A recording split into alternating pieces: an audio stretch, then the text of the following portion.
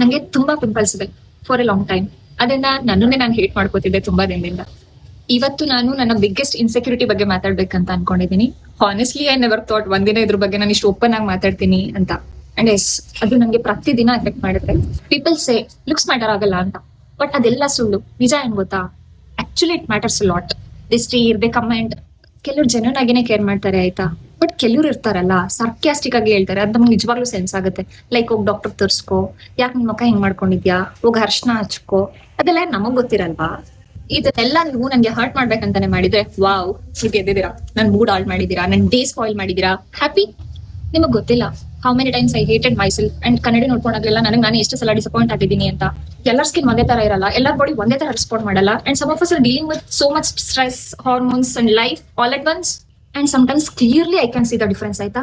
ಈ ಜನಗಳು ನಮ್ ಜೊತೆ ಹೇಗ್ ಮಾತಾಡ್ತಾರೆ ಅಂಡ್ ಚೆನ್ನಾಗಿರೋರ ಹತ್ರ ಹೇಗ್ ಮಾತಾಡ್ತಾರೆ. ಸಮಟೈಮ್ಸ್ ಅವ್ರ ಲುಕ್ಕೇ ಅನ್ಕಂಫರ್ಟಬಲ್ ಅನ್ಸುತ್ತೆ ಆಯ್ತಾ. It's so obvious and actually it's painful. But ಏನಂದ್ರೆ I am already trying to be okay with myself and I am already fighting this quietly. ನನ್ನ ಎಲ್ಲ ಇಂಪರ್ಫೆಕ್ಷನ್ಸ್ ಅಂಡ್ ಇನ್ಸೆಕ್ಯೂರಿಟೀಸ್ ಜೊತೆ I am learning to accept my self.